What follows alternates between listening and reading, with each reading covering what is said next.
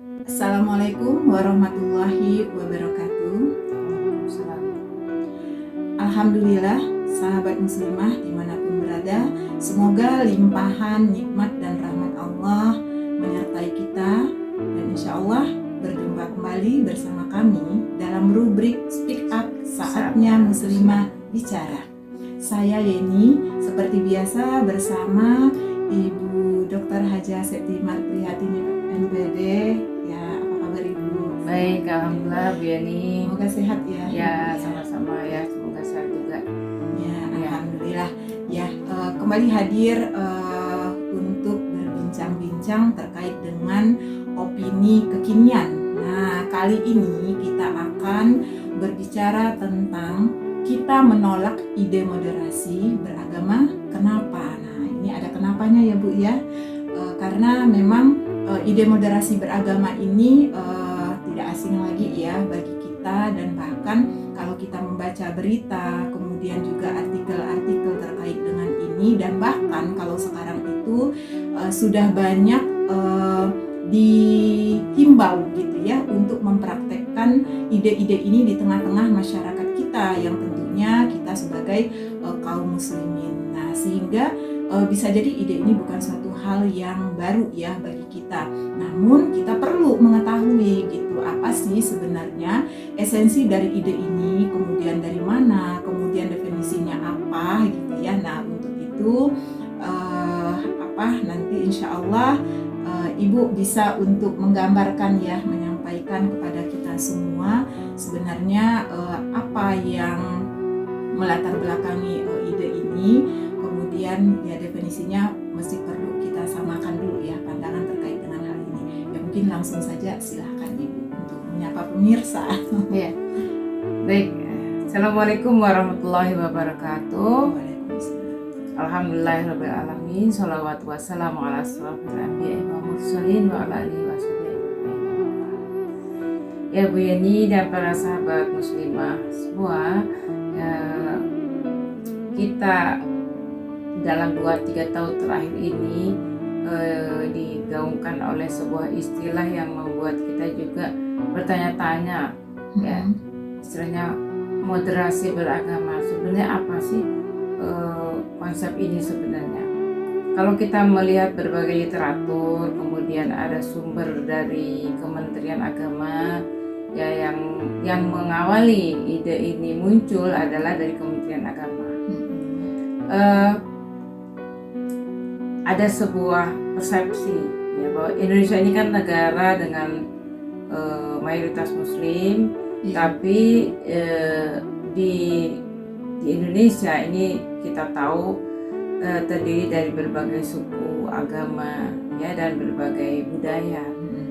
Nah, di latar belakangi secara subjektif sebenarnya konsep ini muncul bahwa karena moderasi beragama di sini konotasinya kok lebih menjurus kepada beragama Islam.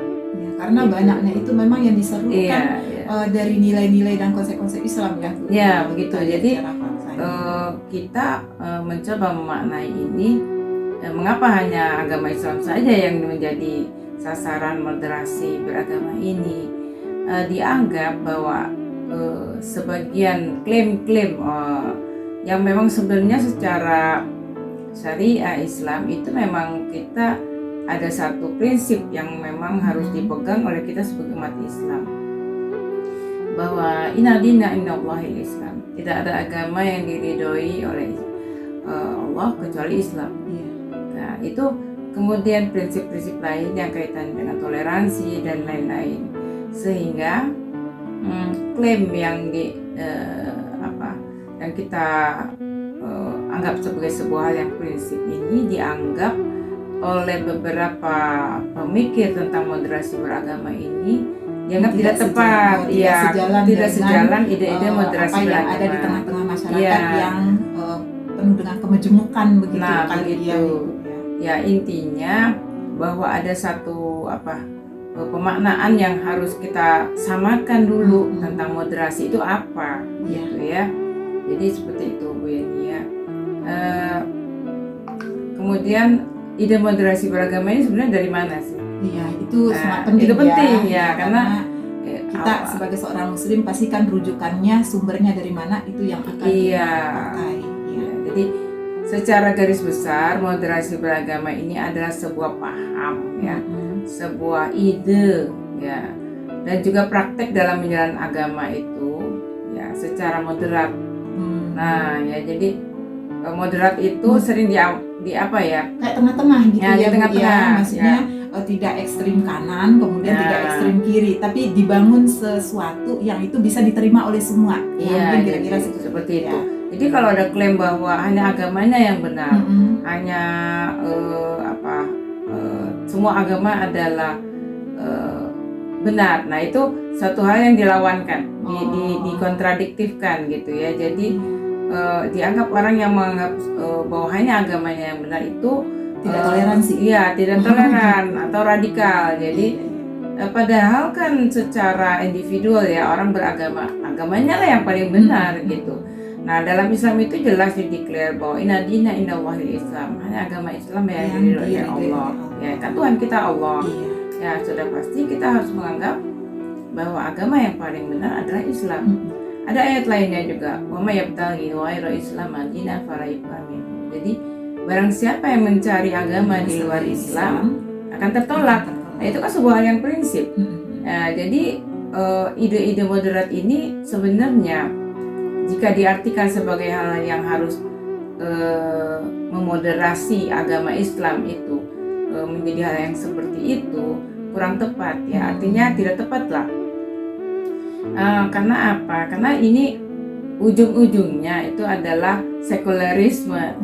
Ya, artinya jadi adanya pemisahan agama dari kehidupan secara gitu ya, di tengah-tengah ya, secara umum ya. Islam. Nah inilah yang menjadi cikal bakalnya ide-ide ini. Ya kita tahu ya kalau ide sekularisme itu kan memang asal muasalnya dari Barat. Iya. Dari paham yang kita tahu, banyak paham-paham yang tidak mau atau tidak menginginkan agama sebagai salah satu referensi kita dalam bertindak, bertingkah laku, mengatur berbagai hal dalam sarana-sarana dan aspek kehidupan ini.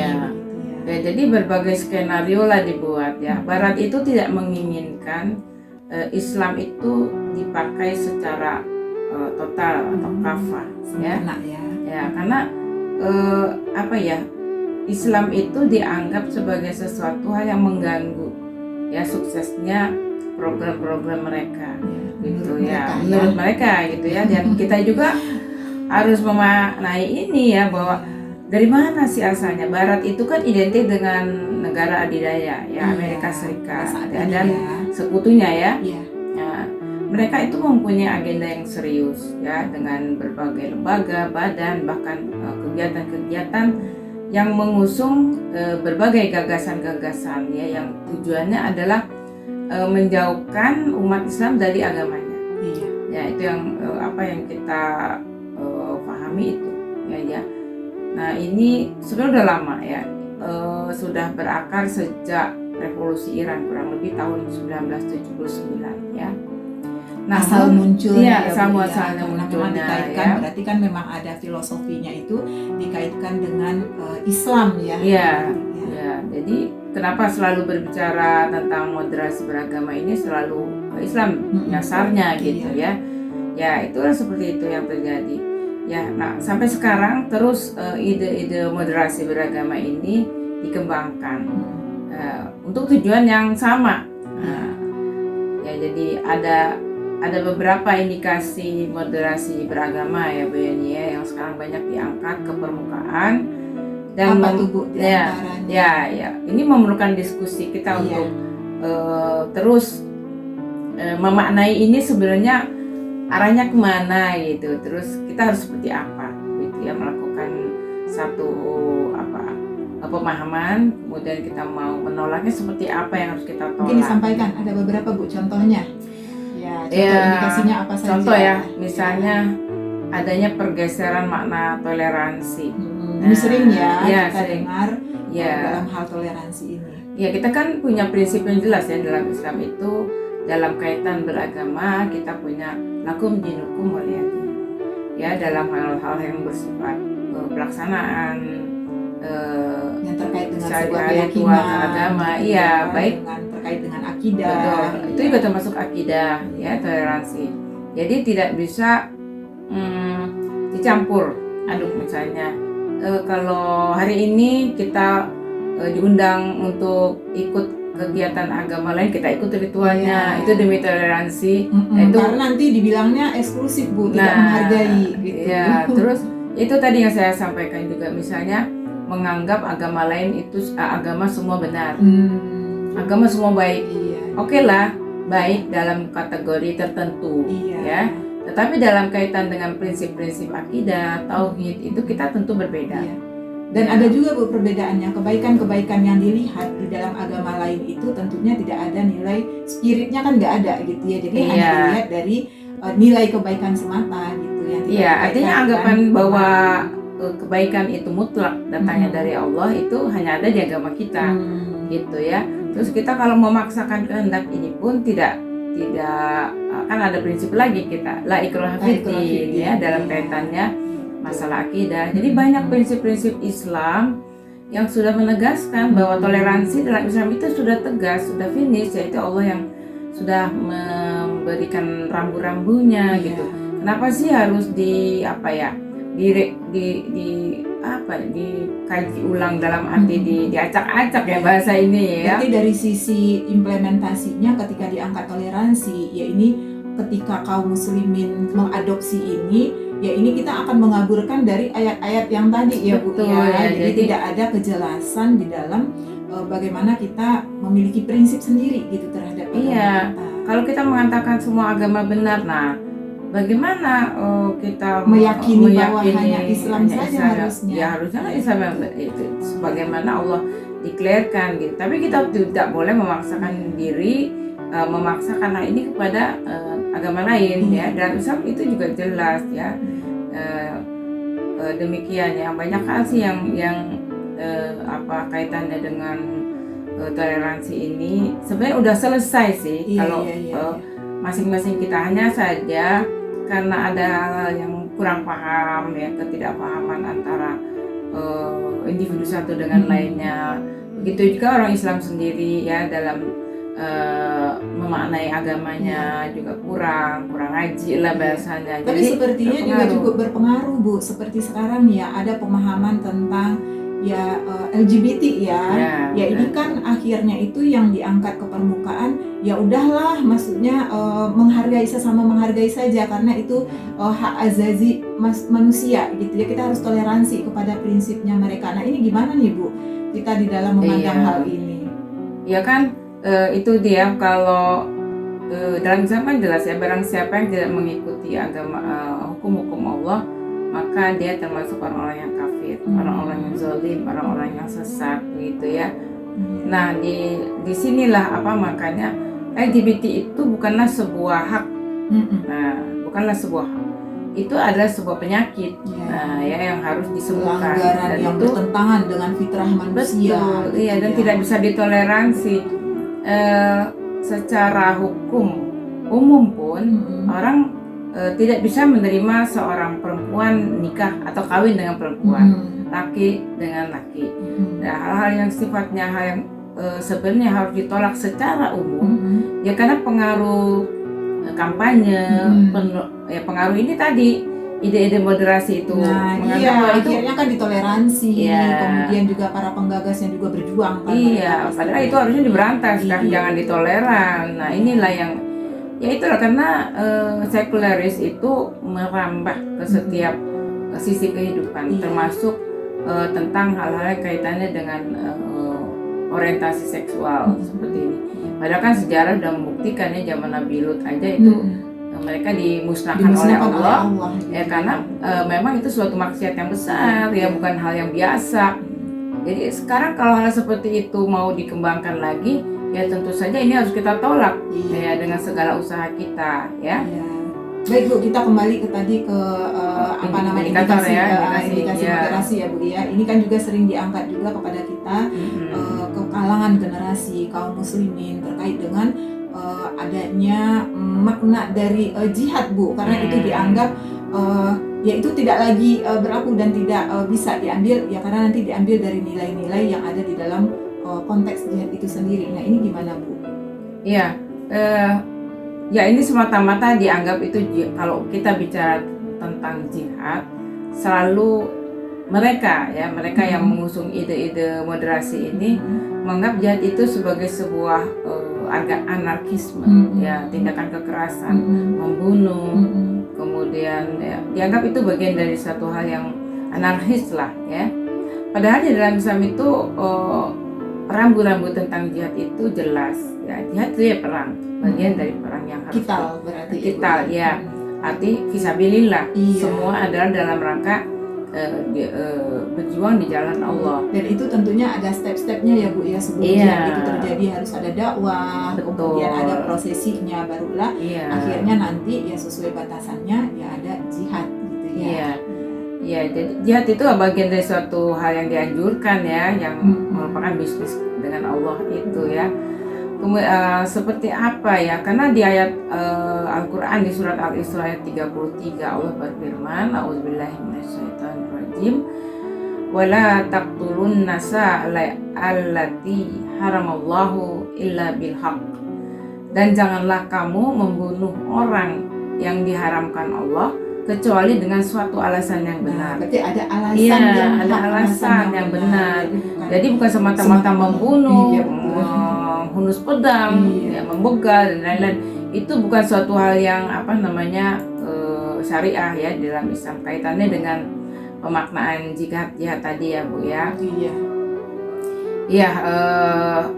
Kemudian ini kaitannya dengan jihad ini kita juga harus paham, tadi Ibu Yeni sudah sampaikan bahwa ini harus kita diskusikan lagi dalam arti apa yang pantas kita lakukan secara ya, intinya kita sebagai kaum muslimin harus mendalami lagi gitu ya terkait dengan hal ini. Iya, yang berikutnya. Kemudian juga ada ini tuh, Bu, kan sekarang juga sering dihimbau juga terkait dengan tradisi yang ada atau kebiasaan-kebiasaan yang ada tengah-tengah masyarakat itu seolah-olah ya semuanya itu sudah dilaksanakan saja gitu. Nah, ini gimana, Bu, kita melihat hal ini? Nah, kita harus membedakan ya antara budaya dengan sebuah tradisi yang bisa dilestarikan, adab ya. Ya memang budaya itu kan hasil pola pikir manusia, ya. Dan tentu saja pola pikir manusia itu sebagai ciptaan Allah itu harus didasari oleh salah satunya adalah wahyu, ya. Artinya apa yang kita perbuat. Islam kan mengajarkan seperti itu. Nah, tradisi yang kan Indonesia ini kan terdiri dari berbagai budaya ya, disebutnya budaya, tradisi dan lain-lain. Yang mana sih yang boleh kita toleransi? Toleransi artinya kita maklumi dan kalau bisa dibiarkan dan dikembangkan. Gitu. Ya misalnya gini, mohon maaf ya, saudara kita yang masih di Irian, nah mereka masih menggunakan koteka pakaiannya ya. Artinya aurat diumbar begitu ya. Nah itu manusia yang beradab akan mengatakan itu sesuatu yang ketinggalan. Harusnya sudah tidak udah nggak begini. Gitu. Nah terus kalau itu mau dilestarikan, apa iya itu adalah sebuah prinsip moderasi beragama? Ya artinya kita memaklumi itu. Nah dakwah kita kan juga harus nyampe ke sana bahwa aurat itu yang benar seperti ini. Taruhlah memang mereka belum mengenal Tuhan, tapi kan ada hal-hal umum yang kaitannya dengan sesuatu organ tubuh yang harus ditutupi. Harus diperbaharui dengan konteks yang kebenaran berarti. Begitu ya. Jadi ada makanya kita perlu pahami juga, ini nggak bisa ide-ide moderasi yang kaitannya kita memaklumi dan membiarkan gitu ya. Bahkan dilestarikan dan kita bangga. Itu loh Indonesia gitu misalnya. Kalau saya malu ya, itu bagian dari Indonesia. Kok udah tahun segini Indonesia udah 78 tahun merdeka kok masih ada penduduknya yang bahan banyak. Yang belum menutup auratnya. Juga paham-paham yang menyembah ruh, animisme, ya dinamisme. Memang hak berketuhanan itu ya. Ya memang bagian dari naluri tadayun ya Bu ya. Nah itu menyembah sesuatu yang dianggap akan mempengaruhi dia menguasai. Nah animisme, dinamisme itu kan menyembah sesuatu yang dia sucikan. Iya disucikan. Nah itu roh, kemudian pohon atau yang lainnya yang masa jahiliyah lah boleh dikatakan kita ya. Nah kalau jika itu dibiarkan, ya berarti nanti malah menyalahi penyembahan yang seharusnya bagi manusia. Harusnya kan betul. Ya moderasi beragama dan kaitannya kita tidak mengata-ngatai, kemudian kita dalam arti tertentu menghormati tanda kutip itu mungkin ada batas-batasnya gitu ya. Ya kita biarlah ini dakwah belum nyampe ke mereka. Tapi kan bukan berarti kita menyetujui gitu. Nah inilah itu dianggap sebuah hasanah ya. Iya sebuah hasanah dan kita bangga dengan hasanah itu. Nah, dalam hati kita harus paling tidak berdoa ya Allah sampaikanlah hidayah sampai ke negeri ini. Tapi sekarang sebenarnya udah nggak sulit Bu, kan sudah banyak dakwah-dakwah juga sampai gitu ya. Iya yang harus ya itu yang apa namanya yang diangkat oleh ide moderasi hal seperti ini udahlah biarkan saja hak mereka untuk padahal kalau negara berperan, negara itu punya ketuhanan yang Maha Esa, dia harusnya jangan dibiarkan orang itu harus tidak bertuhan itu. Ya ada progres. Nah ini tidak ada, malah dibiarkan gitu ya, malah bangga masih banyak. Ya ini mohon maaf aja lah itu terjadi di banyak tempat di daerah-daerah terpencil ya.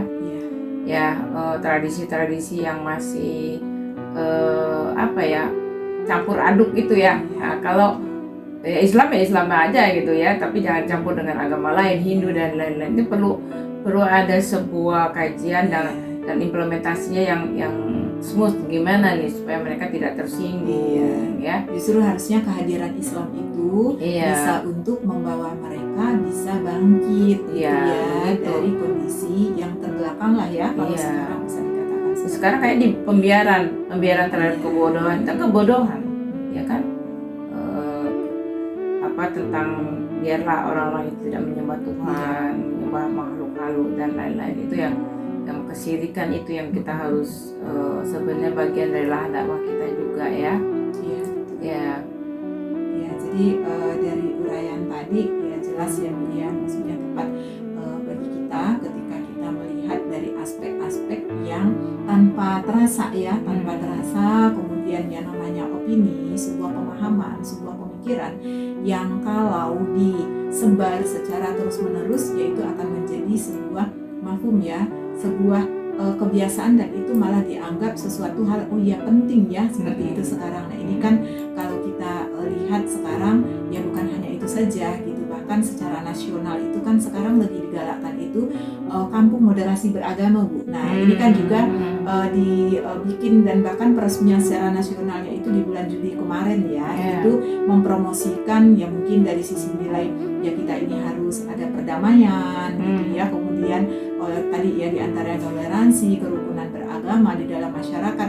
Jadi ini dianggap sesuatu hal yang menenangkan gitu ya. Kemudian tidak boleh ada keributan, tidak boleh ada kekerasan, kemudian tidak boleh ada pertentangan. Jadi semua itu diharapkan baik. Nah, namun kalau kita lihat tadi yang Ibu sampaikan, kok terkesannya itu kepada kita kaum muslimin kok gitu. Karena nanti benturan-benturan kontradiktifnya itu kan dengan nilai-nilai Islam yang diangkat ya. Nah, dari ini semua yang ketika kita tahu program-program ini, nah sebenarnya apa sih Bu tujuannya gitu ya dari konsep moderasi ini sendiri gitu, dan kita ini harus bagaimana gitu terhadap fakta ini kalau tadi ada hal-hal yang justru kadang-kadang berseberangan, kemudian mengangkat nilai-nilai yang ada di dalam agama kita juga gitu. Nah ini apa yang harus kita lakukan harusnya? Iya, baik sahabat muslimah semua ya. Begini misalnya gini, tadi itu ada apa kampung moderasi. Iya. Nah itu kampung moderasi beragama. Programnya apa? Gitu, nanti di antara programnya itu, misalnya di satu perkampungan, biasanya itu dilihat gini Bu, di suatu wilayah misalnya ya, katakan skup yang terkecilnya itu misalnya kelurahan. Nah di kelurahan itu ada nggak banyak agama gitu. Nah kalau ada banyak agama dilihat aktivitas ibadahnya mereka lengkap nggak di situ. Nah itu dihimbau kepada masyarakatnya itu untuk melakukan kerukunan, kemudian itu dianggap sebagai sebuah hal yang harus ditata dengan baik gitu. Jadi masyarakat di sana itu ya dihimbaunya kayak konsep-konsep yang tadi, saling toleransi, berdamai satu dengan yang lain. Nah yang menjadi patokannya itu kan himbauannya ya pasti mayoritas kan kaum muslimin ya, ada di mana-mana gitu. Padahal kalau kita lihat selama ini sebenarnya nggak ada friksi apa-apa kok gitu ya, ketika ada perumahan yang bercampur gitu dengan muslim rata-rata, kemudian ketika ada yang lain itu kan nggak ada masalah gitu. Nah tapi kenapa itu ya sekarang dimasukkan ke dalam nilai toleransi ini yang menjadikan seolah-olah ini diangkat ke permukaan, mengingatkan semuanya ketika dikasih contoh-contoh tadi itu gitu, daerah-daerah itu dia. Tangerang itu banyak kok Bu, diantaranya juga ada di daerah kecamatan Priuk ya, kemudian juga di beberapa, kalau peresmian itu kan kemarin di Jakarta ya, nah itu juga ada beberapa daerah yang diambil sebagai percontohan gitu dengan catatan tadi itu di situ beragam ya, ada agama. Kalau ini dari sisi toleransinya ya, kayak tadi itu yang diangkat itu perdamaian. Jadi kita harus membangun sebuah kerukunan hidup bermasyarakat itu dengan kemajemukan tadi, yaitu harus sama-sama menghargai dan menghormati semuanya gitu. Ya, begitu kurang lebih sih kalau berita-berita yang kita ya baik Bu Yani.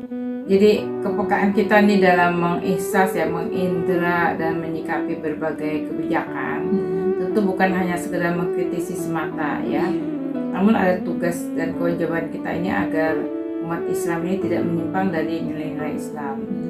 Nah kalau dilihat dari asal idenya, kemudian program-program moderasi beragama ini itu nampak ya selalu disanding dengan Islam.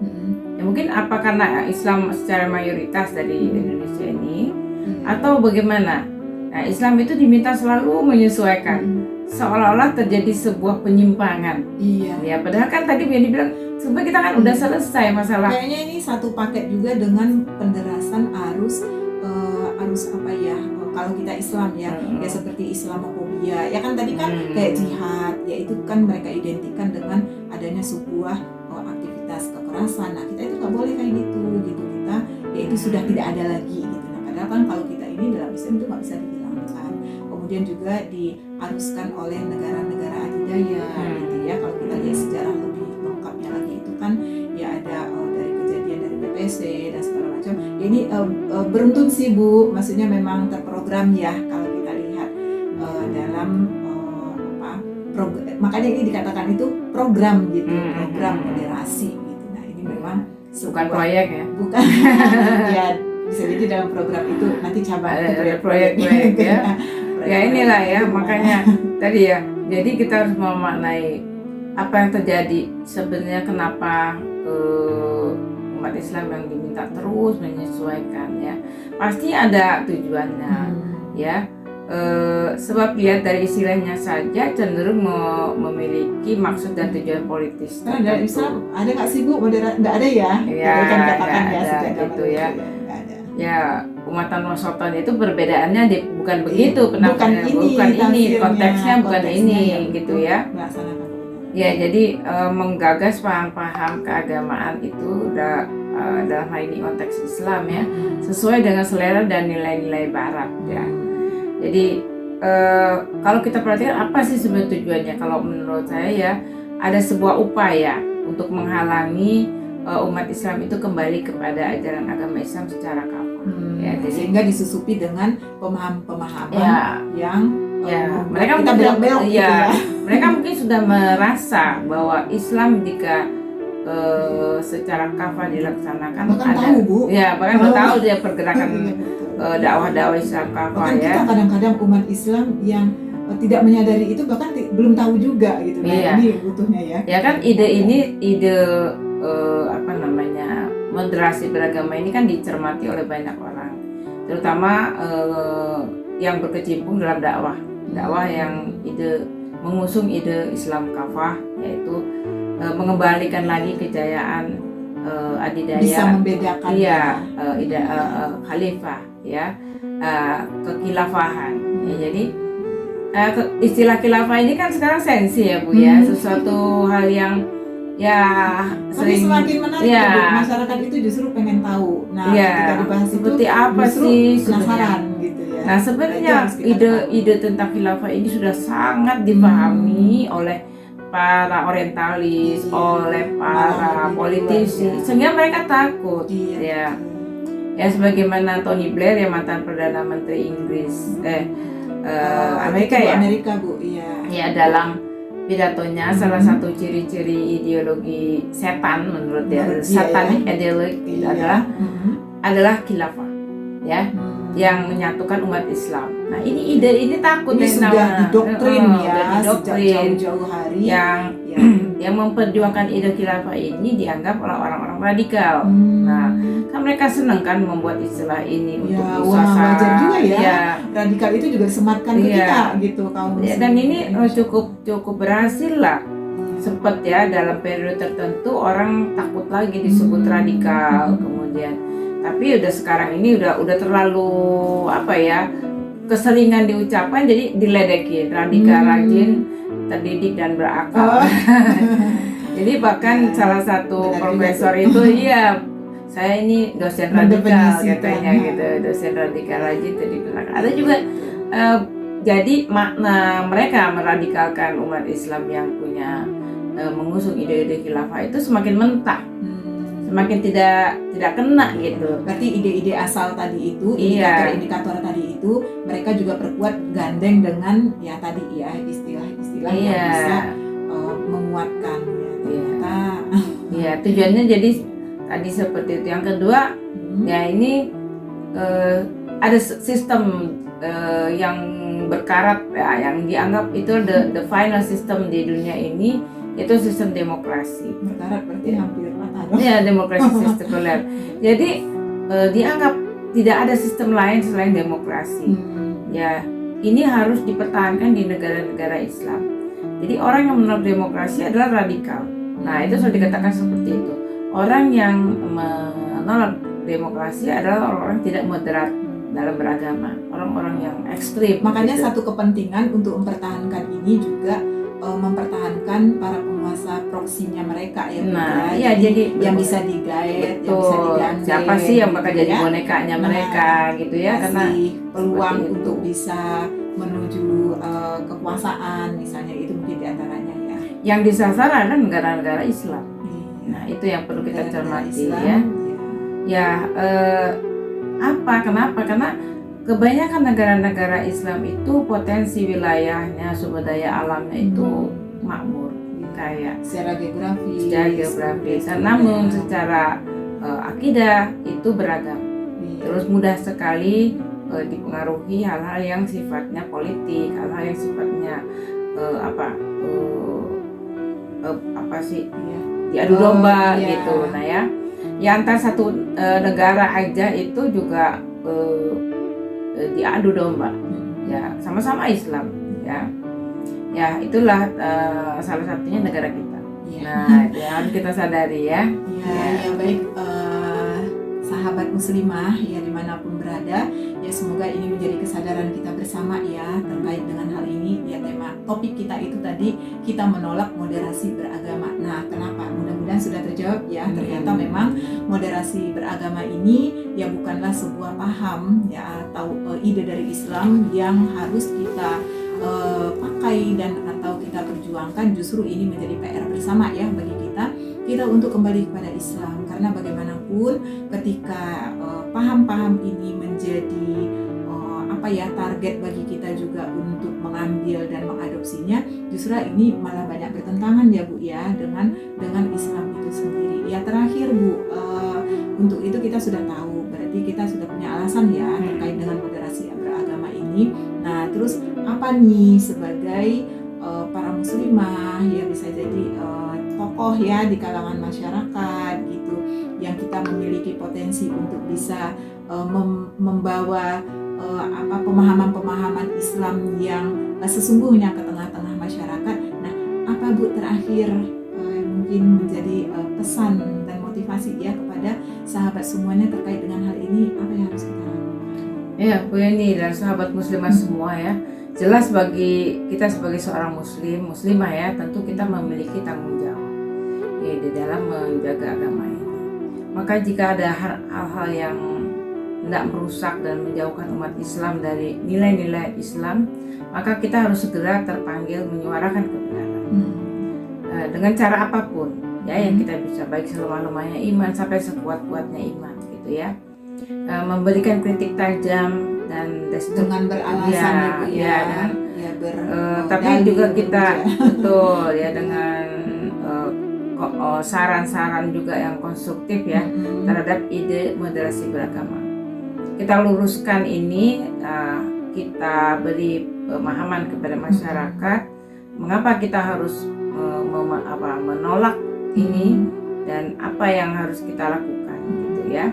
Ya, jadi jika ada nilai-nilai yang diusung tidak sesuai dengan Islam, bahkan justru untuk menentang Islam, walaupun sering ya dikemas itu secara cantik dengan bahasa-bahasa yang seperti apa ya, tidak kelihatan, iya nggak kelihatan, ya ini gitu, bertentangan manis gitu ya bahasanya ibarat. Karena memang itu salah satu strategi. Iya, iya.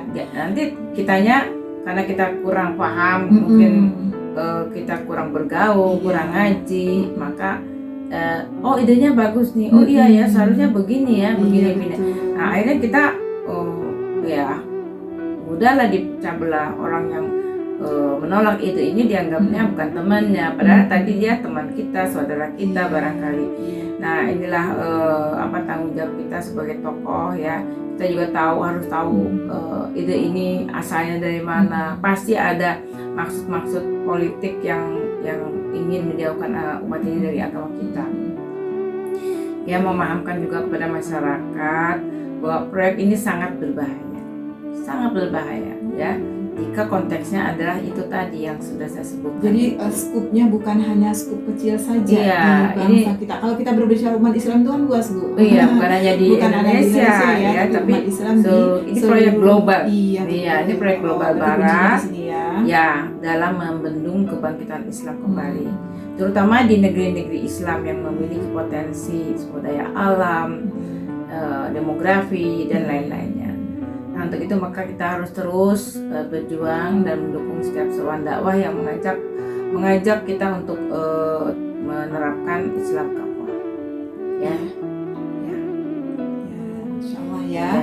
Terima kasih Bu atas penjelasannya. Semoga sahabat muslimah kita mendapatkan insight ya dari diskusi pada kali ini, dan tetaplah bersama kami. Insyaallah kita akan sambung lagi ya Bu ya, nanti dengan tema yang berbeda.